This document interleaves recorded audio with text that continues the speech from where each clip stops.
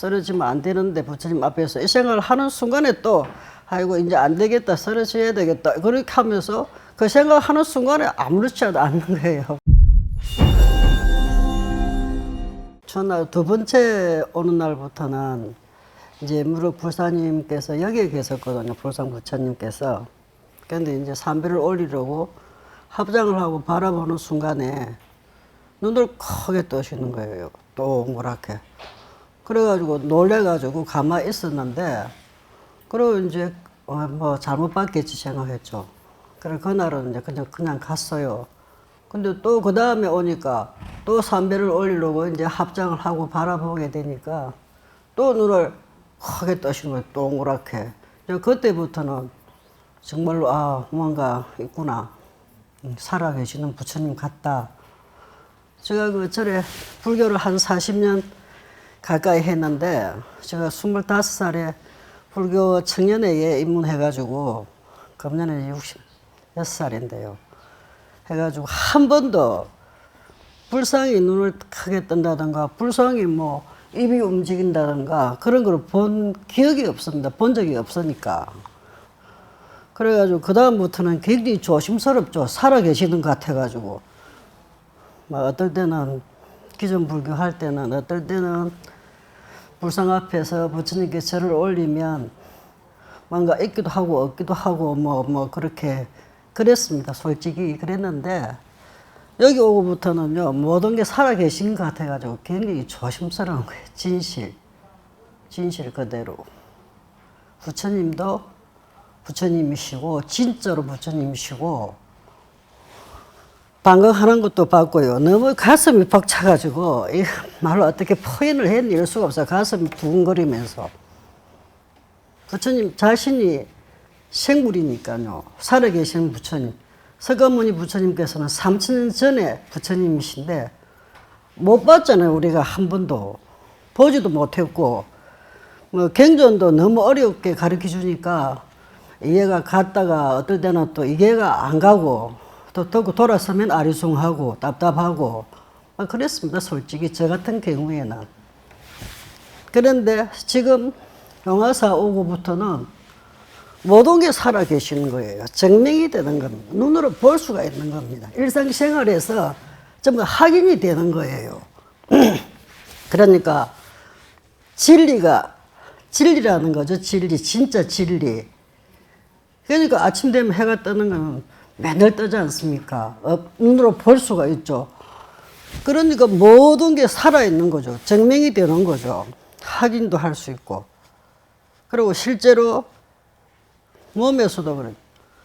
몸에서도 아픈 게 굉장히 좋아진다. 100%는 아니고 맨날 생활을 하고 또 쓰고 하다 보니까 100%는 아닌데 이제 많이 거의 뭐 8, 90%까지 좋아지는 부분도 있죠. 경미한 부분들은. 그러니까 모든 게 살아계신다는 거죠. 확인이 된다는 거죠. 움직인다는. 불상은 행상인데다가 쇠 붙이고 고치지 않습니까? 움직이질 않잖아요. 그런데 눈이 크게 뜨고 꼭 감고 이렇게 꼭 감고 이거를 한두 번 보면은 뭐 잘못 보는 거 생각하는데 자주 본다는 거예요. 자주. 그리고 입도 말을 하는 것처럼 그러니까 불상 요관 전체가 움직이는 거예요. 웃는 상으로. 근데 그래서 불자들이 참 안타깝죠. 제가 불교 청년회 25살에 입문을 했는데 뭐 솔직히 뭐 아무것도 뭐 밋밋하죠. 뭐 불교 뭐 교리라고 가르쳐 주시는데 법문이라고 하는데 스님들이 솔직히 너무 어렵고 건강경을 아마 수십 번도 들었을 겁니다. 제가 법문으로. 그런데 뭐 기회가 갔다 왔다 하고 뭐 결국은 아무것도 모른다는 거죠. 아무것도 이룬 것이 없다는 겁니다.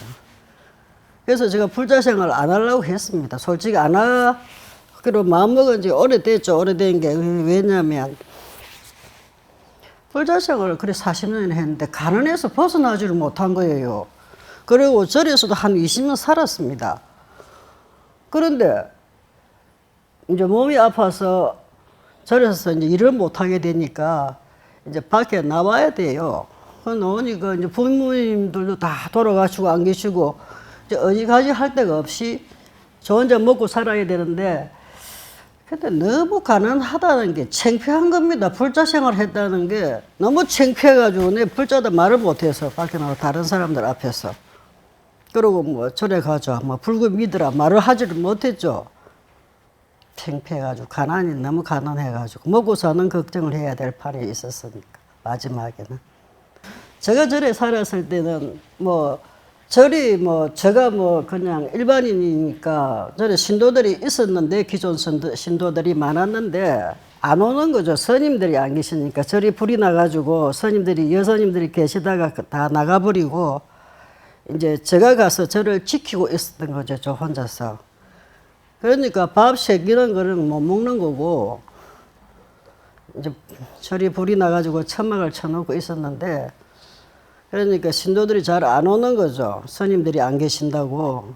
그러니까 제가 절에서 절을 지키고 있었고 가진 절이 산에 있다 보니까 일은 엄청 많죠. 잡일을 다 하면서 밥 세끼는 그거는 당연히 못 먹는 거고 뭐 어떨 때는 라면 한 끼도 때울 때도 있고 뭐 그렇게 세월을 보냈습니다.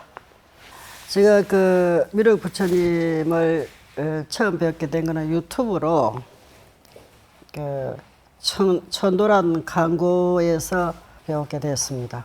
그러니까 배우는 순간에 그냥 너무 마음이 끌리는 거예요. 굉장히 그 청정하시고 신선하고 막 그렇게 제 눈에는 그렇게 비쳤습니다. 그래서 그 질로 뭐 부처님이시니까 진짜로 인사는 3배는 올려야 되겠다. 그게 도리인 것 같다. 그래서 칭견을 하러 오게 됐습니다.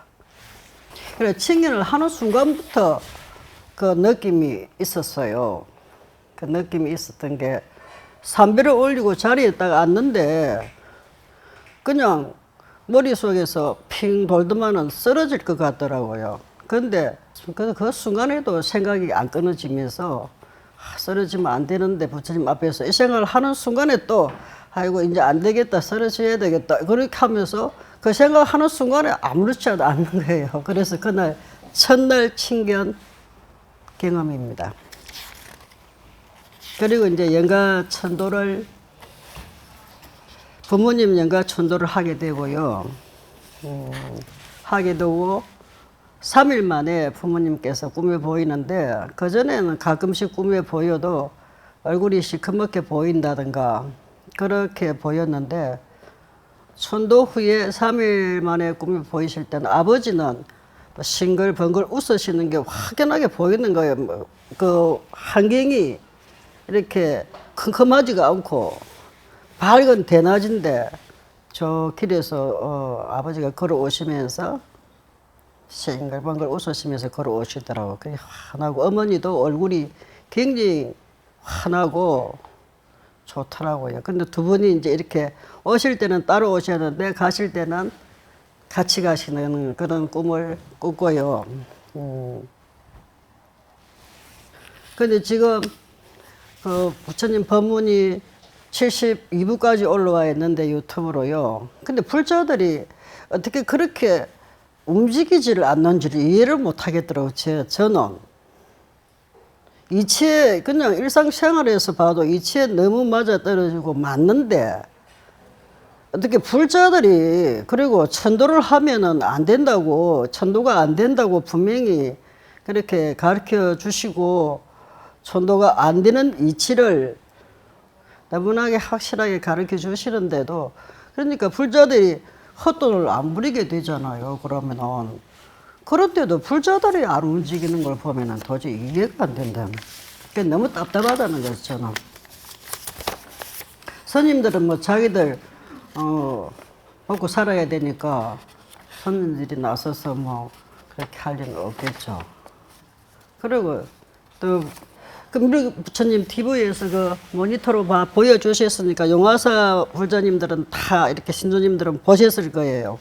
봤는데 전국에 이제 신도님들이 불자님들이 그냥 좀 보러 오셨으면 좋겠다는 거죠. 확인이라도 하러 성지순례로 성지순례 코스로 잡고 오셨으면 하는 바람이고요. 인등 연등을 달고는 제일 첫날, 제일 처음에 인등 연등을 먼저 달았는데 그냥 뭐 기존 절에 있을 때는 인등 달면 인등에 그뭐 캐모 조닥하니까 그냥 다 이렇게 캐놓은 거죠. 어떤 여금이 있다는 이런 말들은 제 자신은 못 느꼈죠.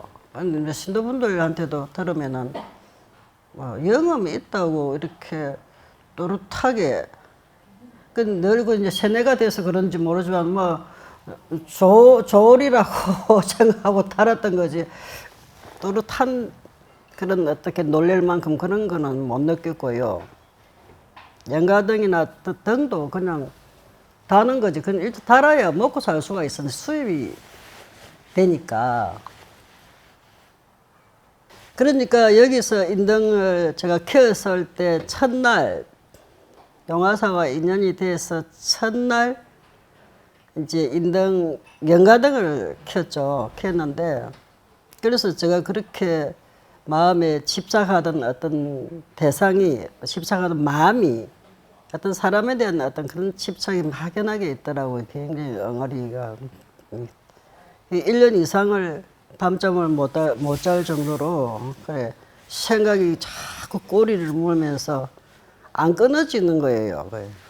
그러니까 밤에 잠을 못 잘 그런 날이 많고 이랬는데 그 연가등을 달고 인등을 제가 그걸 없애달라고 그래 달은 게 아니고 그냥 이제 달았어요. 연가등은 부모님 연가등하고 뭐 이렇게 지인들 연가등을 많이 달았죠. 이제 도움을 받은 분들, 지인들 돌아가신 분들 이렇게라도 은혜를 좀 갚아야 되겠다 싶어가지고 연가등을 달아드리고 부모님은 당연한 거고 자식으로서 이렇게 했는데 근데 그게 싹 그 마음이 그래 없어지더라고. 서슬 옅어지더만은 없어지더라고. 그게 옅어지는 게 달고 3시간 정도 지난 후에부터 옅어진다. 처음 봤을 때 인사를 올리는데 인사를 올리고 이렇게 용안을 바라보는데 눈이 꼭 용의 모습 같더라고.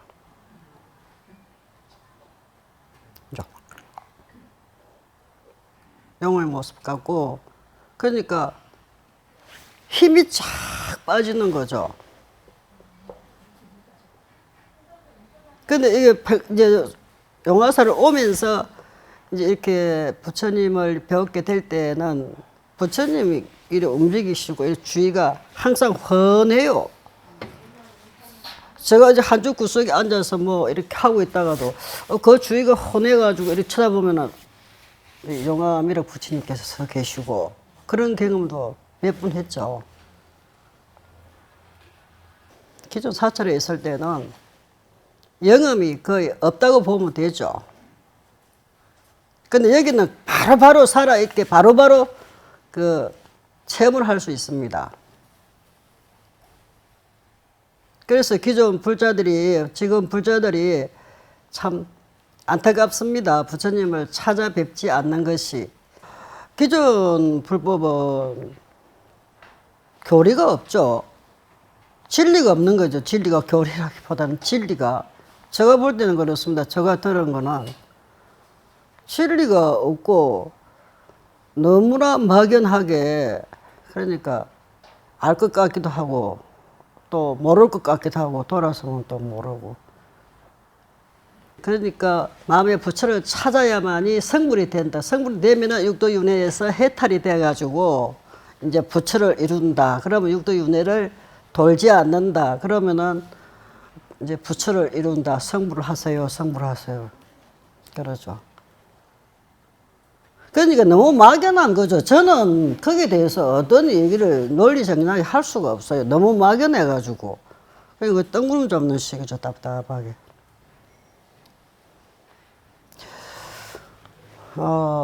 생불미륵 부처님께서 그 연기법과 공사상에 대해서 이렇게 법문을 해 주셨는데 연기법은 사람이 태어나면서 죽을 때까지는 연기를 하면서 살아야 된다고 하셨습니다. 거기에 대해서도 충분히 이치가 맞다고 저는 생각합니다. 그리고 공사성은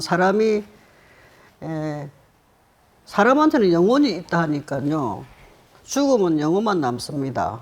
그 영혼이 남는데 그 영혼이 환생을 못하는 거는 그 살아있을 때 그 육신의 형상, 그 형상이 그 영혼 빛 속에 들어있기 때문에 그걸 소멸시키지 않으면 그 환생도 안 되고 귀신으로 이제 이렇게 있다가 귀신도 수명이 있다 하니까 어느 정도 뭐 시일이 지나면은 소멸이 된다고 그렇게 가르쳐 주셨습니다.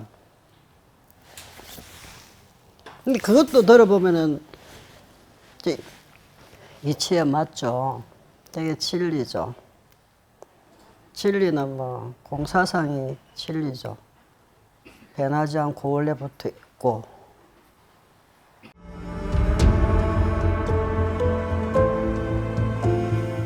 수계란 자기가 가지고 있던 나쁜 업장을 부처님의 광명의 빛으로 소멸시켜야 사후에 윤회를 받을 수가 있는 것입니다.